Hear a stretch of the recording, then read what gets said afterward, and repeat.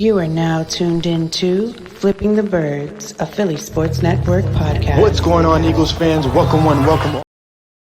You are now tuned into Flipping the Birds, a Philly Sports Network podcast. What's going on, Eagles fans? Welcome one, welcome all to another episode of Flipping the Birds.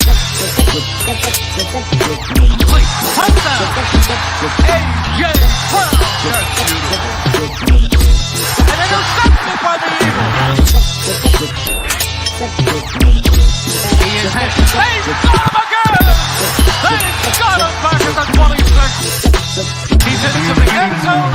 Touchdown, Eagles.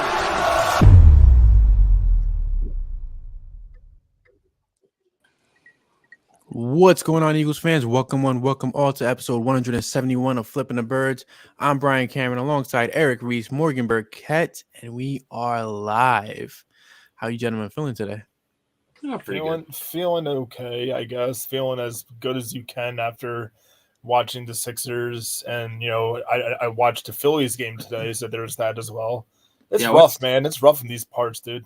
What's the mood been like in Philly after kind of one of the most disappointing years in Philly sports? Trade Embiid. It seems like that's the mood. Yeah, it's been no fun. Trade. Just everybody wants to trade Embiid. Everyone wants to. Here's my thing, right? We should know better. I'm going to put that out there right now. So I grew up loving Allen Iverson. I grew up loving Vince Carter. I grew up loving those guys, right? Those guys are not in Philly. I'm sorry to say. Tyrese Maxey sure has the heart. Joel Embiid doesn't have that dog in him. James Harden doesn't have much left. It seems like the guy looks overweight, he looked gassed for the most part. And I hate to say that, for all the Sixers fans listening. But it's the truth, right? Got to face the truth. Like, it's just weird. Like, I was talking to a friend of mine about this. Like, from baseball to basketball, like, a lot of people suck at building rosters. Like, I think we're so spoiled by Howie Roseman that everybody else just sucks. I think that's just my opinion. Kind of a brilliant segue there, Brian. I'll give you credit for that. Yeah, right. You like that one, right? Yeah. But let's focus on the right task at hand, right? Let's talk Eagles.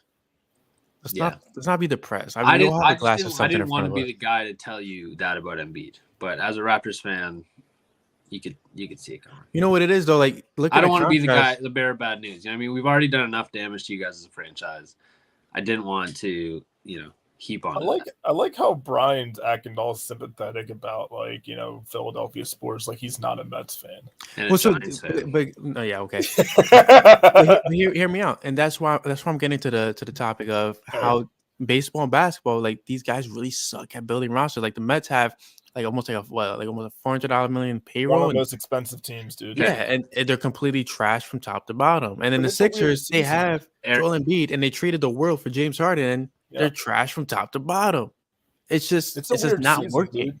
Like, the I think I can are rival the best that team in baseball, right? How so? Baltimore Orioles are the best team in baseball, record wise. I mean, how so? For how can Morgan rival that? Oh, Leafs. I'm not. They could write a textbook on how to build a roster poorly. Like, it just. Anyways, go ahead. I don't want to. Duck said it right here. Duck hit the nail on the head right here. Different time, different players. More players had dog back in the day. They played harder. Absolutely. And they got paid less. Yeah. But I think that's part of it, though. I mean, we're getting off topic, but I think that's part of it. Is the money? The money matters, man. And as soon as you know that you're going to be making millions as like a 16-year-old, that's got to go to your head. Yep. And they got scrubs making millions. Like, I remember that weird period where, like, guys like that guy from Miami that was super trash. I think it was like Ty Johnson or something like that. He was he ended up signing an $80 million contract, and like, dude, like, who the hell are you? What did you do? Like, now he's nowhere to be found. Like, they pay anybody wild money, but Daniel football, Jones, what? Sure. Yes, it's comparable to Daniel Jones, right? Like, in football, the debate was, hey, like, should the Giants pay Daniel Jones? Giants got this weird little deal with Jones because they don't fully trust him. They want out, right? But, like, I don't know, like, I think that's what makes football so great, right? It sits above everybody else just because of how it's structured. MLB is too strict with the rules. Basketball is too flavorless, but football is that perfect medium. Mm-hmm. And right now we're going to talk about the most perfect offense. We're going to go to the depth chart because I'm not going to stress. I've had a long week with work, and I had this glass of whiskey right in front of me. Eric has his drink. Morgan has his drink. Got my drinks, brother. Let's talk about the Eagles depth chart, the battles that are going to ensue within the next couple of months on the offense. I don't think we have to talk about quarterback because we definitely. I was about to say, let's talk about Marcus Mariota battling Jalen Hurts. Let's talk about it. I mean, we're not the 40 whiners, right? We don't have to worry about quarterback. There is a question though there that I'm interested in. We had a veteran quarterback backup last season in Gardner Minshew. Who do you think is the better backup for Jalen Hurts? Marcus, hands down. It's only because they have similar play styles. So there's not much in the offense that you have to change with Marcus. It's just gonna work no matter what. And I think that's what the Eagles want. They want consistency no matter what happens to Jalen. I mean, the fact that he's been a starting quarterback in the league definitely helps. Not that Gardner Minshew hadn't, but obviously Marcus Mariota has a longer history of that. Yeah, even starting last year. But yeah, I mean, it's nice to lose a guy like Gardner Minshew and get essentially his equivalent, if not a better backup quarterback. I agree. Yeah, I would agree with that as well. I mean, at least he has, as I understand, he has more NFL starting experience, correct, than Minshew?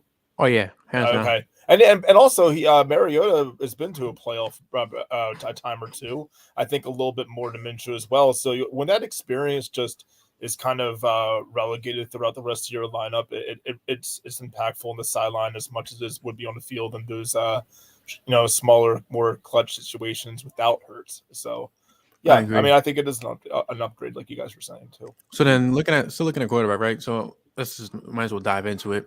The third string, right? Eagles usually have two guys active on game day. One guy practice squad, the other guy not active. Ian Book versus Tanner McKee, right? Like, the Eagles drafted McKee for a reason, but Ian Book has been that guy for them for more like 2 years now.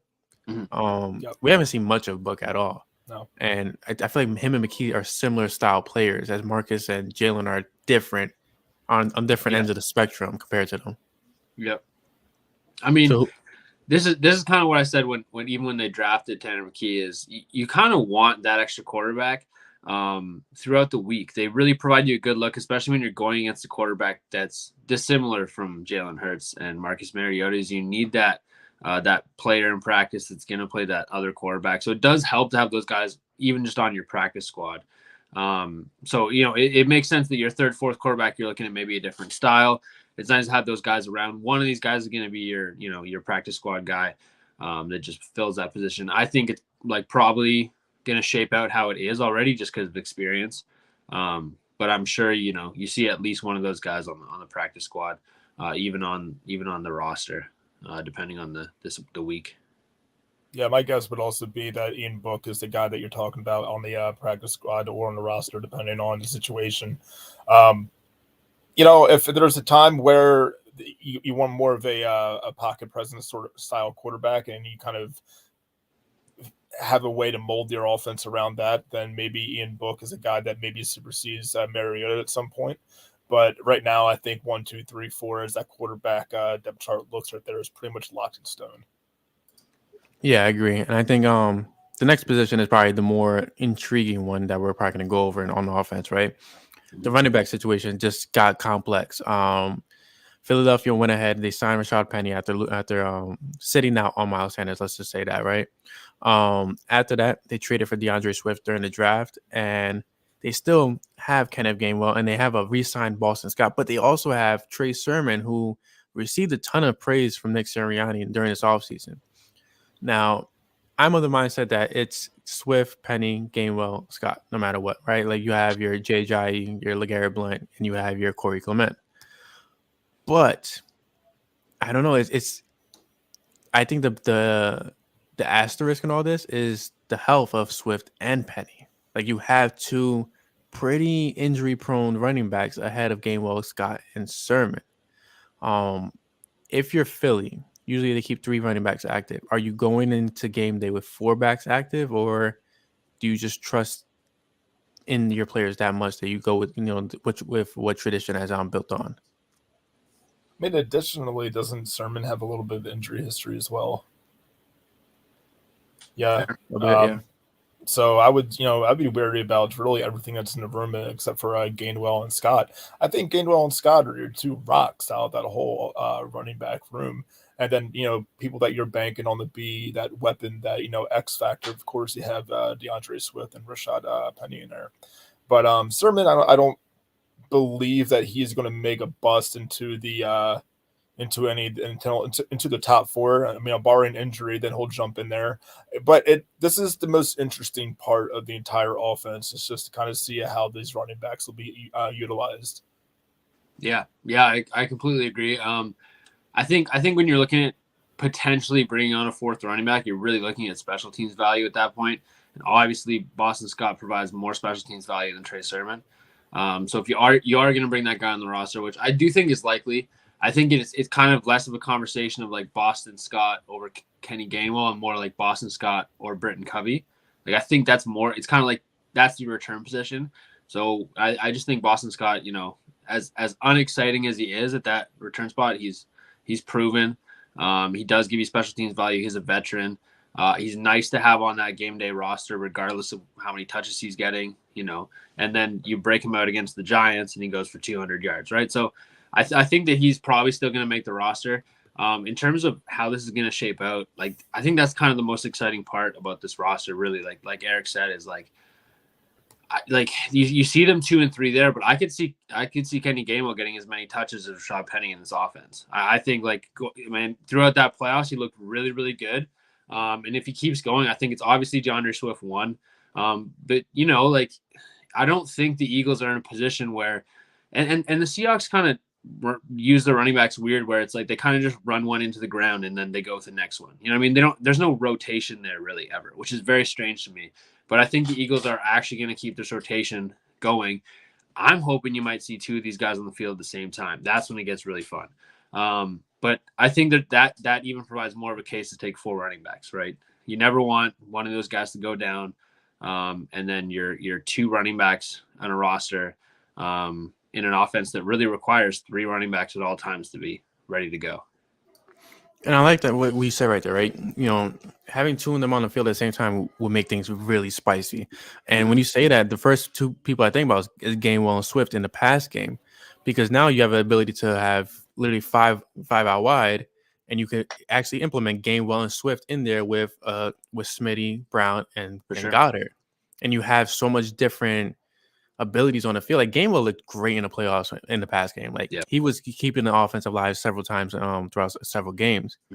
So I feel like you're absolutely right in saying that he may actually have the same amount of touches as Penny. I think Penny's more of a second half kind of running back, where they're if they're up or if they're if the game's kind of close, they're going to use Penny to wear down defenses. Boston Scott, as much as I've been against him being on the roster, I like him with this group just because he adds the different dynamic where if you do give him 2 or 3 touches, he's going to make something out of those 2 or 3 touches that's going to benefit the offense in the short game. I like this running back group, and I feel like this is probably one of my favorite running back groups in a long time, probably since 2017, just because of the dynamics that they all bring from the pass game between Gainwell, Scott, and Swift to the ground and pound with Penny and possibly Swift as well, who makes everybody miss. I like it a lot. Yep. Yeah, it's exciting. So hopefully Quez Watkins is not watching this podcast, because now the wide receiver group is up and Quez Watkins is entering Jalen Reagor territory with, watching to see. Like, come on. It's Philadelphia. The world is expected out of you because they expect to breed champions at the end of the day, right? From baseball, football to basketball. But obviously Quez is definitely wide receiver 3, right? But I have a weird feeling about Zacchaeus. Yep. Like he had a big season last year with Mariota, and he's kind of spicy, man. And fitting him between Brown and Smitty, like I like it a lot, man. Like I feel like he's gonna be that weird little X factor that people are like, hey, watch out for this kid, and then when you see him, it's like, oh god, like he's on this offense with these guys, and then knowing that AJ Brown is trying to make himself a more complete receiver this offseason, knowing that these guys showed up to voluntary workouts voluntary workouts. They showed up to that to get this thing going, to get back to the Super Bowl. Dude, like, again, probably, if the running back group is probably one of my favorites of all time, this wide receiver group is my favorite of all time. They also did sign Charleston Rambo recently, who has that chemistry with Jalen Hurts and could be a surprise. Joseph Nada, a lot of people are high on him. I haven't seen much like out of him to make me want him, I guess you could say. And then Devin Allen, the project, right? He's a little bit close to 30 years old. I don't know much what you really get out of him. Greg Ward is Greg Ward. Well, we know what we get out of Greg Ward. We know what we get out of Greg Ward. We know what we don't get out of Greg Ward. We don't get pork out of him. Okay, he doesn't bring the pork to the table. I don't know. First off, asterisks, and secondly, he's on this roster, which, he's on the roster. I think the pork's back on the table. Look, he's gonna be irritated once he sees this. Once he sees this on YouTube, he's like, "Dude, it's off the table." No, it's back on, dude. I see him on the roster. Shout out to Zach. Yeah, shout out Zach. He did say he was gonna go through with it, and then I think he took it back off the table. So I really, genuinely do not have an answer. We don't know if Eric is receiving pork or not, folks, and we need to find out this answer. So please, if you can, just spam Zach on Twitter, if you can. Was it Z Ciavo? Yeah, I think that's right. At Z Ciavo, ask him on Twitter, where is Eric Reese PSN's pork? Yeah. Anyway, PSA over with. I agree with you 100% about the wide receivers. I do think Zacchaeus will probably jump Watkins. But as far as that's concerned, I couldn't see another name on here that will jump Watkins, just because I think there's a little bit invested in him still. And I think he gets an additional opportunity. I am intrigued by Christian Rambo, and I will kind of die on that ship with Greg Ward. I think everybody expected that. Hey, is it Christian Rambo or Charleston? Did I say the wrong name? Charleston. I said Charleston Rambo. I said Christian Rambo. I don't know. Oh. I tried to read this real quick on the smaller font, and it looked like Christian. So let me go back over here. Yeah, Charleston Rambo's right. Anyway, Charleston Rambo. It does sound intriguing for the reasons that you mentioned, but I think I'm gonna ride and die on my Greg Ward Hill over here. So hopefully he's the number 4 and used at some point for touchdowns only. Yeah. I mean, I can see why. There's kind of that push to get rid of Quez Watkins. Not get rid of him, but just find a different solution. And I think they did, but I don't think they are going to do it at receiver. I think that's going to be DeAndre Swift. I think that's going to be Kenny Gainwell. You bring Olamide Zacchaeus in. I think he's kind of taking over that Zach Pascal position. I mean, he's not. He's got the skill set where he can kind of move around the field. He's a big body. What do you mean for blocking wise? Pardon? You mean blocking wise? Like, 'cause I feel like that's all Zach really did. No, like really just in that situational, third down thing where where you're kind of finding that receiver, or that different look, or I think he's gonna get rotated in. Is all I'm saying. Like they're gonna find a way to get him on the field. But Quez Watkins, he's a 4.35 speed guy, and I don't think that exists elsewhere on the roster outside of Devin Allen, who we didn't really get a chance to. So what does that really bring you? I feel like we got to look at that really, dissect what it brings you is just someone who the defense has to account for at the worst case. Like this offense needs that field stretching threat. Obviously he becomes less and less of a threat the less he catches the football, but he's still someone that the safety has to account for, and it does because you look at the rest of this roster, right? Like you don't really need him to do more than he did last year, except on those couple plays. So. Is there another guy on the roster? Just catch the ball when he's targeted. That's all we need him to do. Right, exactly. But there are guys on the roster potentially like Greg Ward. You're talking about a guy who catches the ball when he's targeted. Right, four catches for 3 touchdowns or something like that 2 years ago. Right, but is he better than Quez Watkins? Yes. Right. So I think you're kind of getting into that situation.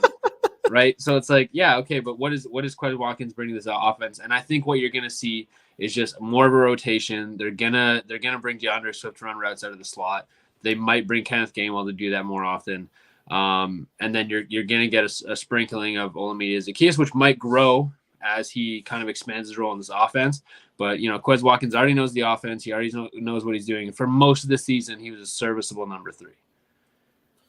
I do agree with that. I also am kind of this jumps into the back of my mind as well. Let's just say that he does fall to a number 4, like out of that like kind of primary role. Is there an opportunity that Quez would be more service as a return man if he can work on those hands and then because you're right, he's one of the fastest. He's gonna fumble that football. He's gonna fumble the Yeah, football like you once don't or think he has twice, an opportunity at all for that? But he did it in college. That's what blows my mind a bit. Like that's what I was thinking too. Like there's film of him doing it, but it's a different world in the NFL. Yeah, it's fair. Yeah, it is. Quez, just we're rooting for you, man. It's just. I mean, I would like to see him utilized somewhere to his strengths. You know what I mean? But it's just obviously not being a third receiver when you have Zacchaeus on the roster. I think Zacchaeus is going to surprise a lot of people, and I liked it. I like the idea of him and Quez rotating with each other. I like the idea of having a Swiss Army knife with 2 different players, and possibly, like you Morgan said, like possibly a third option where you have DeAndre Swift lining up, you have Kenny Gainwell lining up. Like this offense, and I wrote an article about the other day, like comparing the rosters, 2022 roster to 2023, and it's like Howie did a hell of a job of creating not only probably a better roster this season, but a roster full of depth, right? Like these guys are stacked almost at every single position, except for safety. I feel like safety is still a big question mark. But wide receiver wise, like you have a rotational piece in Alameda and Quez. Worst comes to worst, you have a Greg Ward out there. You have possibilities with Rambo, possibilities with Covey. Devin Allen, I feel like he screams Jordan Mailata to me, but I feel like it's his age range doesn't help that. I don't know. I still think there's a possibility they add a veteran to the roster as well. Like I do see them adding another player. I was going to segue to that next because there's still guys out there like a Jarvis Landry who could catch the ball. There's still guys who could be serviceable on a very cheap contract. We're at that stage where, comp picks don't even matter anymore. Guys are just looking to get on the roster, whatever case may be. I feel like they could get sneaky good and just finding somebody either via trade or even signing them. Mm-hmm. All right, that's the emotional wide receiver position, guys. The next position is intriguing enough, right? Tight end. We know Dallas Goedert is tight end 1 over everybody else, right? Mm-hmm. Tight end 2 is curious enough to wonder, right? Like you have Dan Arnold, who they just signed, Jack Stoll, who's been there, Grant Caltaro's coming in his sophomore season, Tyree Jackson, I believe, is back with the team. I don't know much about Arnold to really throw my hat in it, but I know that he has a lot of potential from what I've read, right? The guy can actually do something with the ball. I just don't. I feel like the focus is Dallas, and wide receiver and running back stacks you enough where it's like tight end is kind of like Dan Arnold. To me, he's like a Cowboys tight end. That's the way I describe him. He's like a blue collar. Like I don't know if there's anything super exciting about him, but the Cowboys always kind of have that tight end that will make catches, will block, will do all these things. He's kind of that guy to me, and I think that you need a guy on the roster. I think that's kind of what they hope Jack Stoll would become, and I think that signing Dan Arnold one is just great value, but 2 kind of signals like what they think of the other guys on the roster. I think Grant Calcaterra still kind of like that. He's kind of one side of the coin, right? He's long. He can run good routes, but I don't think he can block that well. And I think the Eagles kind of figured that out. And then Jack Stoll, a good number 3. I think he's going to develop into a good number 2, but obviously Dan Arnold just has more experience. I think they're very similar kind of players. With Dan Arnold, I think he does have upside as a pass catcher that Jack Stoll just doesn't have yet.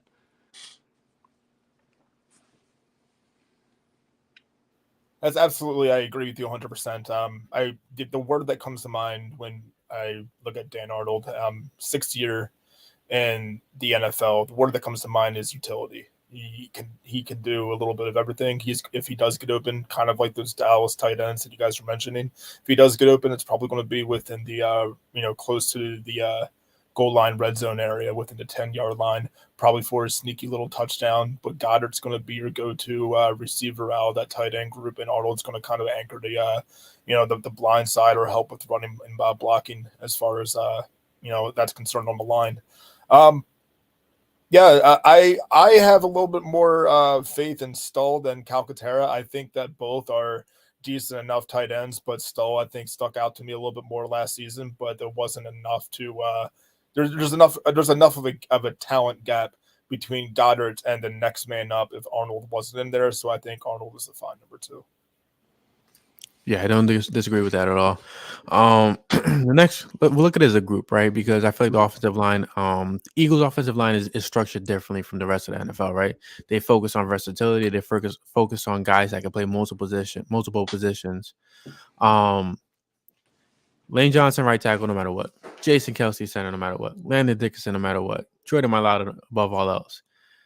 Right guard, though, is the biggest question mark because I personally think, right, Cam Jurgens should get it. Get experience under his belt. Let him rock out. Let him do his thing. If you want, interchange with him, Tyler Steen. But Tyler Steen is going to be built for this right guard position going forward. He's going to be the guy going forward. So why not implement him in that position and just have Cam learn from Jason once again? Either way, it's exciting because I feel like, again, it's dope to see these guys just be versatile. Like Jack Driscoll could play right tackle, play guard.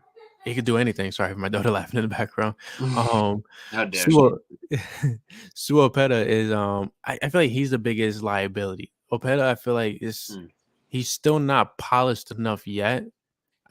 Seeing last season when he started, it was just like it was a little gut wrenching at times.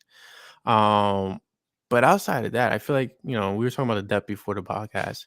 The Eagles are good with that no matter what. They know what they're doing. Steen, Driscoll, or Jurgens, whoever's, back up. Opeta, he's serviceable, to say the least. How do you guys feel about it?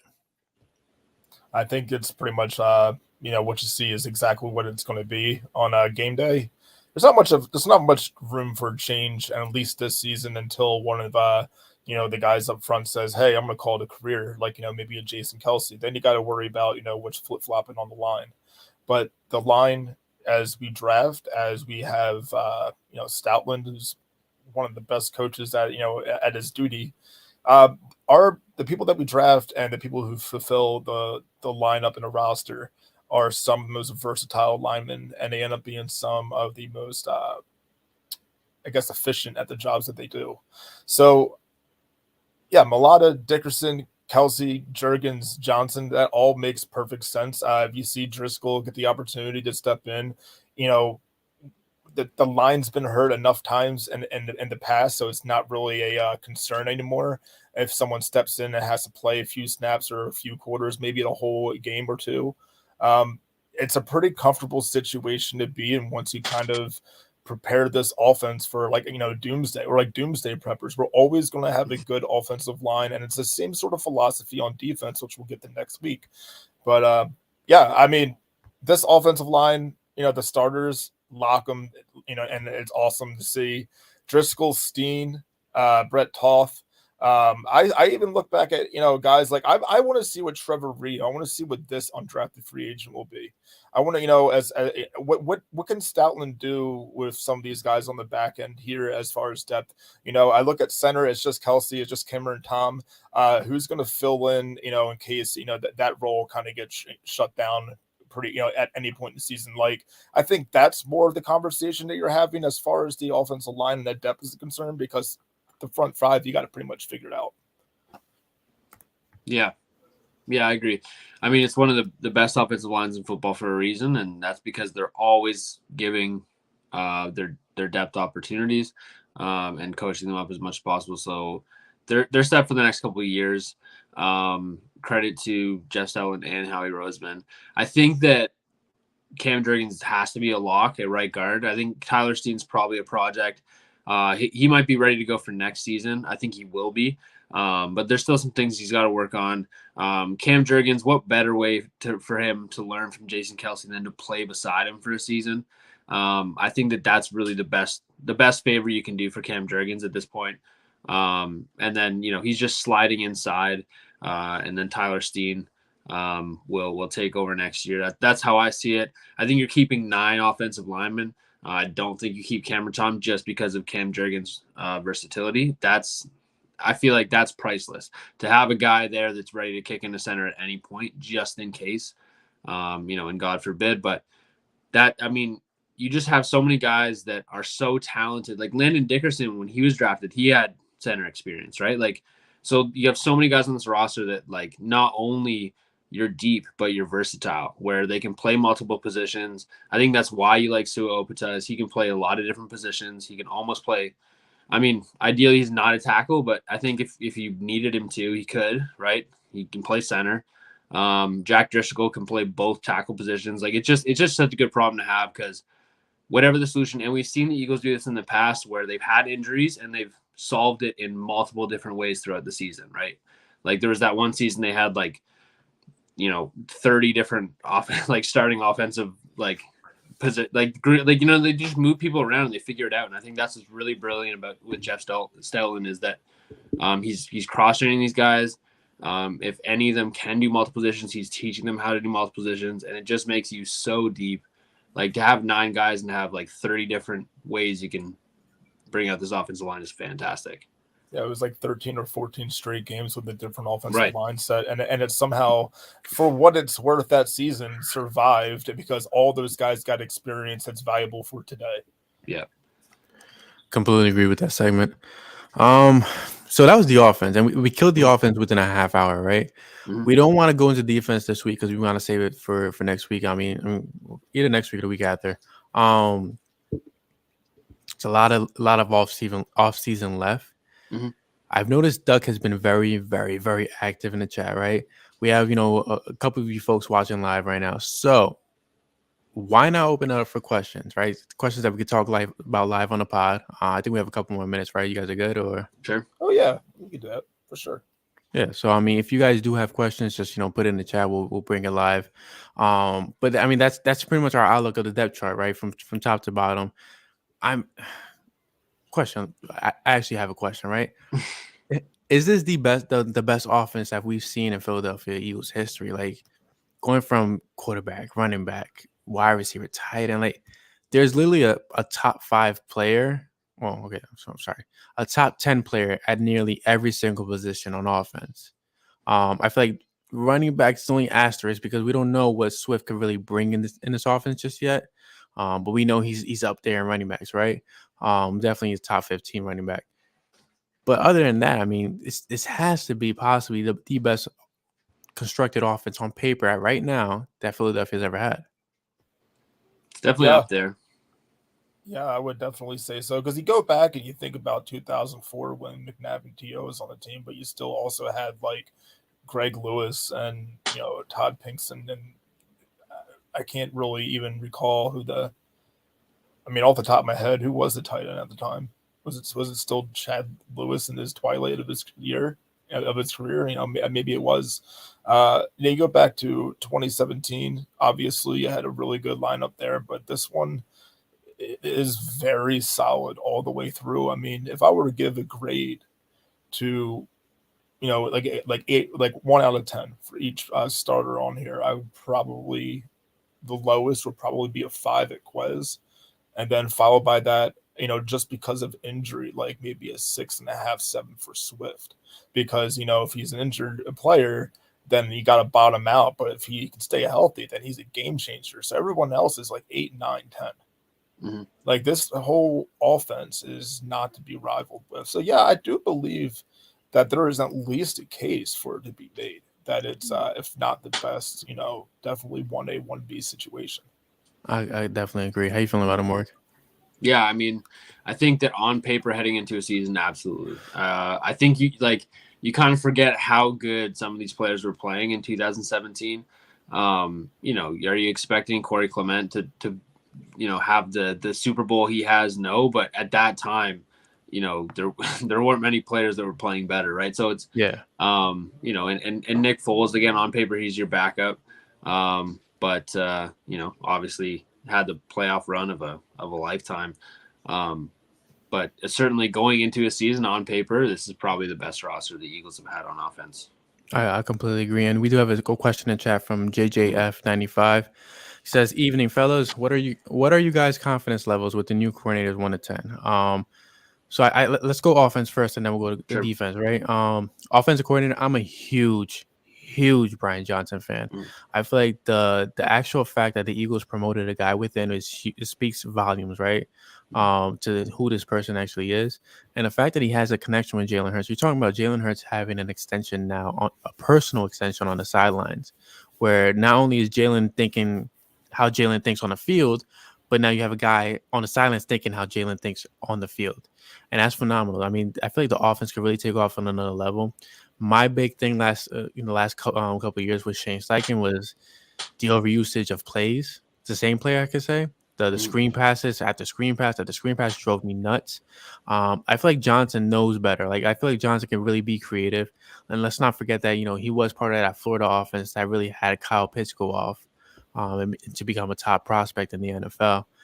I'm a huge fan of Brian Johnson. I would grade it, if we're talking about 1 through 10, 10 being the highest, it's definitely a 12, at least to me. It's definitely 12. Yeah, I mean, there's a lot of things to like, but the biggest thing that I find appealing about him is his extension, like you said, to Jalen Hurts. Immediately, since you see the talent of this offense, it kind of does boost the coordinator's grade. I was going to give him a 7 anyway, but I'll live around the 8-9 area and sort of that confidence. But it is complete confidence when you talk about both coordinators, because we've yet to see anything that can kind of define the grade that we're giving them. Mm-hmm. Yeah, I mean, like having not had NFL experience as an OC, there's always a bit of a concern, right? Like that's the biggest thing, is there is quite a jump from just being a positional coach to an OC. But lucky enough for Brian Johnson, you have a head coach with not only OC experience, but play calling experience as well. So he's going to get support there. I think you're absolutely right that, like, I think this was kind of the plan all along, is you bring in a guy that Jalen Hurts really likes. Worst case scenario, Jalen Hurts isn't the guy you expect he is. You probably get a new OC in anyways, because, Shane Steichen was always kind of destined for a head coaching position. You're lucky enough to get 1 year of him. He mentors a lot of young faces on that roster, coaching staff included. And then now you bring in a guy who has that better connection with Jalen Hurts. He's just going to get creative in ways that, like, you're not going to have from other coaches, because they don't know Jalen in that way. Like, they're going to have conversations on the sideline where it's like, hey, like, let's try this. I'm sure they're already having those conversations. And those little adjustments, like, we're going to get into defensive coordinator as well. But when you have a roster this talented, you don't really need someone who's, going to bring in their own scheme and dictate every little thing. You want these guys to be athletes. You want them to trust you and be able to, act out of character and think on the fly and adjust and be versatile. So it's a great position for this offense. It seems like they're one of those offenses that, like, need someone to keep them in line, but otherwise could probably just go on the field and, like, make up plays and be successful, right? So you just need a guy who is good for morale, who is, allows for ingenuity, allows for creativity, and it seems like they got exactly that. Yeah, I completely agree with that. What do we think about the Kelly Greens coming back for? I'm so excited. Yeah, let's hold off on that question though, because perfectly fine. Yes, let's hold off on that. Okay. Sean Desai, I feel like come on, guys, there's no better upgrade from Gannon. Like, the guy was for lack of better terms, on a live show. Yep. The guy was pathetic, to a certain extent, right? He had great players on paper. They did the thing that they were supposed to do. They excelled, right? But Sean Desai, I feel like, brings a different perspective to this defense. He understands Philadelphia from a different range than Gannon could. Like, Gannon was kind of just that guy. To me, a bad analogy. With his fingers. He's that guy, right? Like, your mom's divorced. Your mom is a single mother. Your mom brings this guy around that's potentially gonna be your boyfriend. He tries to bring you toys. That toy truck is like, hey, look at this. Like, he does a little choo choo sounds and everything with you, and you're kind of like, who the hell is this dweeb? That's Jonathan Gannon, right? But Sean Desai is your actual biological father. That's what it feels like. He's vibing with the team to that extent, and it feels like the defense will be an extension of him, as well as an extension of Philadelphia itself, because he's homebred, right? it just, I'm sorry. It feels a little personal, Brian, but that's all right. We'll go with it. Like that's fine. He's your father, Morgan. Yeah, I don't know like how deep Wait, in the analogy did he just say Gannon's your father? It just, I don't know. It's oddly specific. That's all I'm saying. I'm just saying Desai understands Philly, and it's gonna be decided just like that. That's it. Mm-hmm. Yeah, I mean, it's similar for the offense, man. Like this defense is so talented that like you kind of just need to coach them up a little bit. I think the big thing for me with Gannon was that, like, unfortunately, as much of a dweeb as that dude was, he did coach a defense that, almost broke record in sacks. And he had, outside when CJ Gardner-Johnson got hurt. Oh God. I got hair. That's the difference. Anyways, when CJ Gardner-Johnson got hurt, made it work with that safety. What kind of suits do you have in your closet? What kind of suits? Do you have the same Pee Wee Herman suit that he had when his introductory? Fuck. No, okay. All right, absolutely. So Morgan's not related. Morgan has. Come on, guys. You gotta give me more credit than that. All right. But yeah, like there's things he did well, and obviously you had the talent on this roster. But like you're saying that, like a lot. I mean, the saying out there and like the things that people are saying about Jonathan Gannon. You're saying that this defensive line should have put up 30 more sacks without Jonathan Gannon. Like you know what I mean? Like there's still. I'm not saying that. I'm just saying like I feel like how can I say this? The game was already set up for him. Right. Let's put it that way, right? The game was set for him to win. That's it. The game was rigged for him to win, and he still effed it up. Let's put it like that. The Super Bowl, I think, is a category of its own. Like it just seems like within the locker room there's a rift, and I think that's where Sean Desai just gets it a little better. I don't think you're going to have that division because that's exactly what you don't need. Like again, similar roster. I mean, we're going to talk about it next week, but I'll scroll down a little bit. Similar roster to last season. Obviously you're weaker at one position, but you might be stronger at a couple others. Dogs on his roster now. What do you mean? There's more than one dog. More than two dogs. Right. Yeah, there's a whole team of bulldogs. It's crazy. There's a whole kennel. Yeah, it's full. Right. And so like you don't need a coach that's gonna, come in and like I said about the offense, like, impose his own scheme, which it seems like Jonathan Gannon was trying to do. And like good luck in Arizona. I'm so excited to play them. But like when you hear Sean Desai talk, he talks like the players on the team. That's what you want. Like kind of what you were saying, Brian. Like I think that's gonna be better. Is the team gonna be better in numbers than last year? It's gonna be hard. Like it's gonna be hard to have it'll be hard to replicate that. Right. And that's why I don't want to get into the numbers, but I just feel like you said, like he gets it, and that's what matters the most, right? Like in Philadelphia, of all places, you need somebody that gets it, right? Nick Sirianni gets it. Howie Roseman gets it, right? You saw that the Sixers, they don't get it. Right. It just matters. It's weird. It's weird to say it. Like I feel like if you're not in Philly, and I don't mean in Philly living. I mean if you're not in. Thank you, Brian. I appreciate that. Yeah, no. Of course, I got you. If you're not into the thought of how Philadelphia actually works, like a little off topic, right? I live in New Jersey, right? I grew up in a mostly predominant Giant area, right? My first football game I ever saw was Eagles versus Giants. And I saw McNabb running. I saw McNabb doing things that, like, I want to do that on Madden kind of thing, right? Mm-hmm. But then getting to know the team, right? And then my daughter being born in Philadelphia, like, Philadelphia's just bred differently from every other sports that I've ever seen in my life. Like, they're just different. And it's a good different. Like the whole bad rap of Eagles fans and Phillies fans acting out of turn, like it's in every stadium. Let's cut the crap.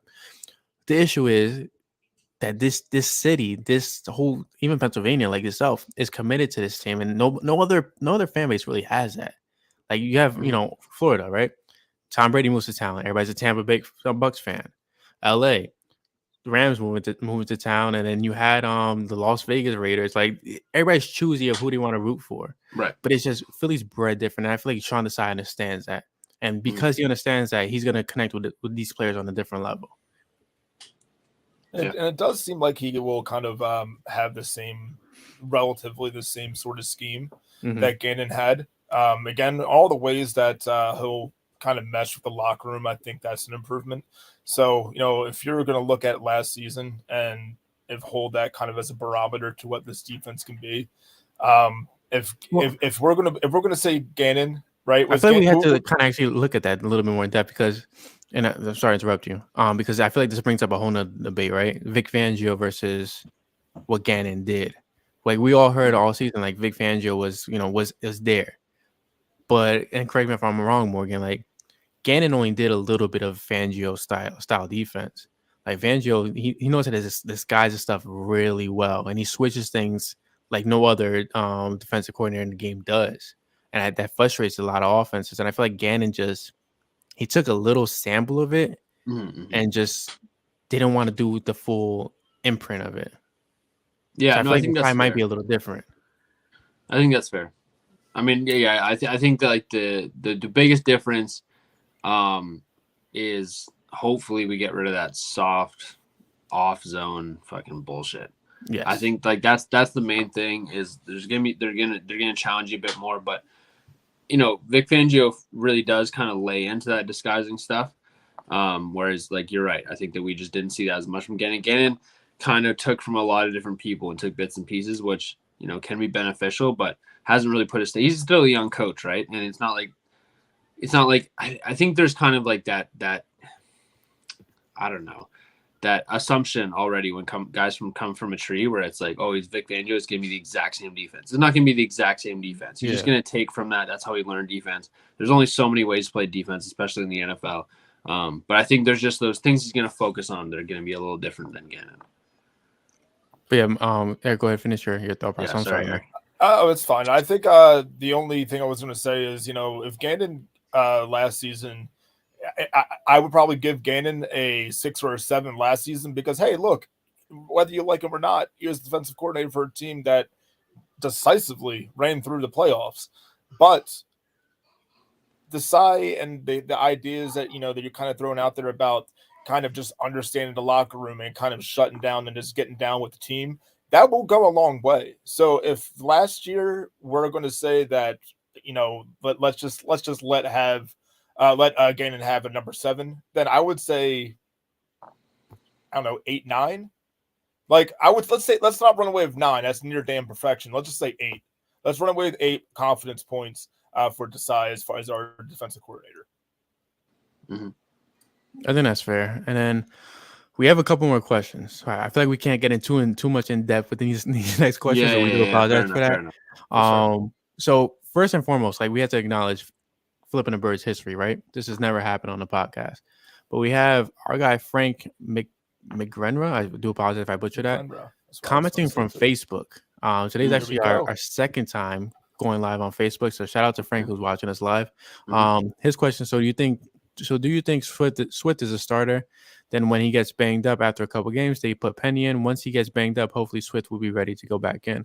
I think I think the Eagles are low key invested in Swift, and I think that they're gonna try to find a way to keep him a little long term. And when I say long term, probably like another 2 years, depending on his health, right? Like if the guy goes down with a wild injury that he won't show up to like week 10, the Eagles still could get a wild contract for another year or so, right? But I think it's Swift's job to lose as RB1, right? But I would say for both of them, it's both of their jobs to lose as RB1 if it does go the way that Frank is kind of insinuating. If somebody does go down and the next man up, it's going to be either one of those or the starters. That's what we have in place. I wouldn't be surprised if, because of the insinuation with the pick and getting Swift, if that next season entering the NFL draft again, we're not, maybe contemplating drafting a running back. But as of right now, I'm not getting too ahead of myself. I think Swift, in a contract year, it is his contract year, I do believe. Yeah, he only has 1 year left. And he finds a way, kind of like Sanders, to remain healthy for the most part, and he picks up a bag probably elsewhere. If he does stay with Philly, I think it's going to be a short extension. You're not going to marry yourself to somebody who had that injury history. It's a tough one to kind of say, about the future or how they're going to be used this season, but let's just hope for the sake of health that you're kind of just rolling with the off adjustment of having a 1-2 punch and maybe a third down back. But it definitely looks like, as the depth chart, it shows that they're rolling with Swift as the true number one, and then maybe an off pace here and there with Penny. Mm. I don't want to jinx anything, but I've there's a few good reasons to hope that Swift stays healthy this year. I think one obviously is the rotation in Philly, but it kind of gets forgotten how many carries that Jalen Hurts is going to take away from the running backs and how much responsibility he's going to take away from those legs. It help if he's pulling the ball even 30% of the time, there's 6 less carries a game that DeAndre Swift has to take, right? And so that really does help. I think honestly, to start the season, you might see more Kenny Gainwell. Not that he doesn't deserve to have those reps late in the season. I think you'll see more of him then. But he knows this offense, right? And Rashad Penny's, dealt with so many injuries. He's been off the field. He's got to get back in stride. So I think you might see more Kenny Gainwell to start the season with a mix of Rashad Penny. And honestly, I as excited as I was when they did get Rashad Penny, he's always going to be a committee back. That's all he can really be. So I do want to see him. I do think he's going to help this offense, but I don't think that he's going to be the number one guy, even if they do lose DeAndre Swift. So I think regardless, we're going to see a lot of Kenny Gainwell.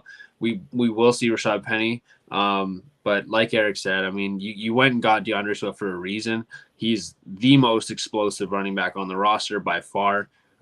He might be the most explosive playmaker on the field. Sorry, AJ Brown, but this guy is incredible. So they're going to use him as much as they can to get as much out of him as they can. Okay, and I think we take one last question, right? So we're at the 51-minute mark. I promised the guys this will be a 30 to 45-minute podcast because it's off season. But it's been a long week, and I miss my guys, right? So what the hell? Mm-hmm. This one's coming from Clarence Worley. Does Hurts' ball placement worry you? He has a tendency to throw to feet. I feel like that he kind of outgrew that last season because it felt like he was putting the ball right where it needed to be almost in every single play. I know this was a Carson Wentz thing, right, when he was passing to the running backs, but again, correct me if I'm wrong. I just feel like I haven't seen that a lot with Jalen from last year to this, to what can happen in the future. Yeah, and it kind of transitioning over history with quarterbacks.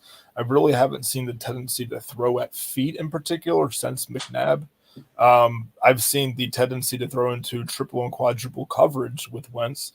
I saw the tendency to hold the ball on to a little bit too long with Foles, though he threw kind of one of the more beautiful deep balls that we've had in Philadelphia Eagles quarterback history as of late. But I will say this. As much as Hurts was criticized, whether it's arm power, arm accuracy, at the end, coming into the NFL last season, I think he progressed and showed so sharply in just about every aspect to the point where I'm impressed by his overall decision making, whether it's where he decides to throw the ball, who he's throwing to, when he's deciding to take off and run with the ball. To go for the extra yards, to run it or out of bounds and dive and preserve the body. Every single thing he does for the most part, it kind of gives me comfort. Like I don't watch a Jalen Hurts play and assume the worst or think he's going to throw a really bad interception. Like the last time I saw a bad interception, Trayvon Diggs against the Cowboys, the first time he went against the Cowboys. I mean, besides that, like, there have been interceptions, but it's nothing that stands out so sorely where, like, dang, that one sucked. Like, the last play that stands out is he fumbled the ball against the Chiefs in the Super Bowl. That's it. Besides that, it was almost a flawless season, so that's why it was more excruciating to see that. So, yeah, I mean, I'm really comfortable with Hurts. I mean, nothing worries me about him at all. Yeah, I mean, like when you have a problem with that, usually it's mechanics. So it's not going to be something that is that easy to fix during the season. We talked about this last year too, with him kind of fixing those problems he had the year before. A lot of it's just mechanics, and he's developing as a passer. He had to learn a different offense every single year, and when you're busy learning an offense, you're not busy fixing your mechanics, right? And so those are the things that caused him to be taken in the second round and caused scouts to call him raw, is that he was too busy learning offenses to fix his mechanics. And, little did they know this dude just grinds his ass off and would fix those no problem. So you give him another off season, a lot of those ball placement issues, just with me. Hey man, listen. Why it's legal. Why is it every time I drink the whiskey? You got some explaining to do, Eric. I mean, we gotta talk about this. Yeah, what's in that cup, man? What's going is on? that one of those cups? I don't know how you can. I don't know how you can can smoke a fatty out of a cup. I don't know. Is that a question, guys? Does that count? Should we all go around and talk? Answer that question. Anyways, yeah. So it's just mechanics. It's one of those issues it's one of those issues you fix in the off season. So look at how much he improved in this past off season with his mechanics and his ball placement and his long ball, which people thought was going to be an issue. Just give him another off season. He'll fix those, especially with a quarterback minded OC. They're going to have him doing stuff to improve that. I agree. He's only going to take more and more strides forward. I completely agree with that. So, last question, and I will acknowledge this question, even though this person did not follow the rules and put the comment in the chat. So, Eric, you did have a question about Kelly Green, and I will acknowledge it. Oh, yeah. Although you did not follow the rules were clear. You had to put it in the chat. Hold on, let me put it in the chat. No. Don't try to make it out to me now. No. You broke the rules, bro. It is what it is. Are you really putting it in the chat? No. You remind me of my daughter, bro. Yeah. All right. Just, so what's the question? What do you think of Kelly Green? I freaking love it, dude. Yeah, man. I'm a little bitter right now, and I hate to put this on a podcast, right? But everybody knows I did that jersey thing. Well, right. I forgot what the company is, right? You get a free jersey for a certain amount of retweets. My request was a Randall Cunningham, Kelly Green. Mm-hmm. All right, so I got it. I finally got it after months of fighting with them because they disappeared on me. Okay. So I wear it on a podcast one day, and Eric wears his Kelly Green. Except his Kelly Green was actually Kelly Green. My Kelly Green was Sprite remixed lime green. And I feel so bootleg for it. So if anyone wants to donate a Randall Cunningham jersey to me, I appreciate it. But I'm all Kelly Green. Like, I wish they would just revamp everything to match the Kelly Green format with the black and the white. That would be sick. I just get rid of midnight green. But I'm for it. I'm completely for it. I as you guys can see with the logo, I love Kelly Green. We're going to in a couple of days. Nick's going to be in town for some of its bachelor stuff, and I'll, off the air, I'll let you know some of the things going on. But I'm thinking about just kind of inserting a Kelly Green Randall Cunningham jersey into the day a little bit, just to kind of let them know who was. Yeah, I let them know who was better than McNabb. Yeah, incite that argument. Okay. Anyway. Yeah. It's going to look so good, man. I don't know what game they're going to wear it for. I'm also interested to see what kind of iteration of the Kelly Green they use. Obviously, It's probably going to be the more recent one, but I don't want the Michael Vick. I want the 1989 Kelly Green. I want the logo right there.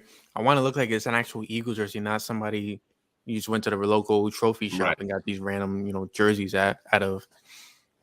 I love Midnight Green too, Duck, but it's just something about Kelly Green that just stands out. Yeah, it's swagged out. There is a sect of people who don't dig the Kelly Green. And I'm like, there is a baby blue and yellow jersey out there. So if you don't dig the Kelly Green, you should probably hold your horses for a spare second and then start digging it. Eric's telling everybody to grab a shovel right now. What I want them to bring back, my favorite Eagles jersey of all time, is the all white version of the Kelly Green uniforms. Oh, those the white with the green, right? The white with the greens, but the same helmets, the green helmets, the green Kelly Green helmets, but the all white are disgusting. Just the best jerseys of all time. But I think they're probably just going to do the Kelly Green jerseys, white pants. But please, next year, bring back the all white Kelly Green. I'm just saying, just do the whole. Just do it. Just go full throttle with it. Turn the black jersey into black mixed with Kelly Green. They're gonna wait until they win a Super Bowl. That's what they're gonna do. They're gonna wait until they win a Super Bowl, then they're gonna change it. That's just do it. Oh my God. I hope they bring it out Christmas Day. I think that makes sense, right? Eagles versus Giants, red versus green. Come on, why not? Get in your jolly spirits. The red Giants jerseys and the Eagles green jerseys. Exactly. That is so sick. Think about that. Yeah. But yeah, I'm all Kelly Green, baby. No, they're gonna have to change the logo if they go Kelly Green though for good. Bro, the logo right. Yeah, right there. No, but think about that being outlined in Kelly Green. It wouldn't look as good. You don't think so? If they go back to the retro with the whole eagle, that would be like pretty fire. That's pretty awesome too. The whole eagle was kind of my favorite logo anyway. Like I know that emblem, just the screaming eagle, it's pretty sick. But the whole eagle with the football, that's Eagles football. But also, I sound like a boomer now. Like I was only born in '89. I was only born in '89. Yeah, exactly. I love those jerseys. That's the first jerseys I remember seeing. But it's in our blood. Man. It's in our blood. It just goes back. I just go back and I think about it. It's in our DNA. Like, now, Morgan, shut up. Don't say your age. Don't say your age, Morgan. It's in our blood. No. I'm just gonna say, imagine a blackout version of the Kelly Green uniforms. That's what I'm saying. Oh, just like an Excedrin green jersey. Yeah, that would probably give me a headache. Watch. I mean, that would be the Jets, I guess, but or the Seahawks actually. No, it would be not that bright. Oh. Yeah, do the numbers in like white. Oh, okay. I guess it would be the Jets. I guess you are right. Yeah. Yeah, but the Jets unis suck so bad. The Cardinals. We didn't talk about the Cardinals uniforms too, but those suck. They were created on Madden, bro. Do you know what they did? They went, let's get the personality of the new head coach in these uniforms, and they made them as boring as fucking possible. Bland. Let's go bland, guys. Yeah, just imagine a bunch of Jonathan Gannon looking dudes wearing that jersey. It just fits. Like that's what they did. They're like, let's make one that's for balding white dudes with no personalities. I feel bad for the people that are gonna listen to their podcast tomorrow morning when they get to the end. It's gonna be like, wow, they were just ranting about everything. The bland and Gannon jerseys. What was the you guys seen The Matrix, right? With the agent that's like trying to go against Neo. Like that's Jonathan Agent Gannon. Smith or something like that. Yeah, something like that. Like a team full of Agent Smiths and only a red t-shirt. That's it. Yeah. Oh my god. All right. Somebody put Morgan Yacht Rock uniforms. What is that, Morgan? Like Yacht Rock. It's like the type of music where it's like they play on yachts. It's like rock. You know what I mean? The type of music that Jonathan. I've never been on a yacht, so I wouldn't know. Jonathan Gannon's the type of guy that would go on vacation and then like disappear for like 5 minutes and come out in like an Andy Reid Bahamas shirt and then like think he was the life of the party. And it's like, it's like 6 p.m. He's trying to get in bed by 8, something like that. So that's the music. That's the music that goes along with that. I would love to have a conversation with him one day, just an honest conversation, like with Jonathan Gannon. Yeah, why not? Like, just sit down with me. That dude's favorite food is 100% soup. He's gonna be like, "You're bald." Wow. He only eats oats. He eats dried oats and shredded wheat. Yeah, 100%. Yeah. His favorite meal is just Shreddies. My guy was sponsored by Wheaties at age 6. Unboiled corn. Yeah. Like not even out of the husk, just husked corn. Okay, hold on. We're still live. Eggs. We're still live. Hold on. We're still live, guys. Oh god, this is Flipping the Birds After Hours.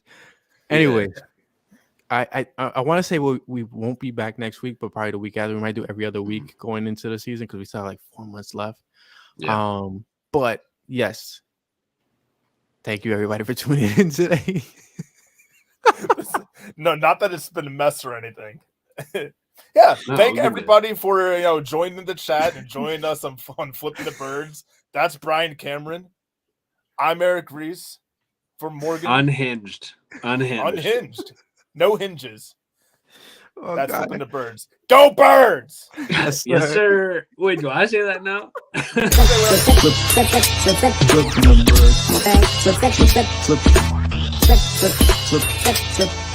the birds.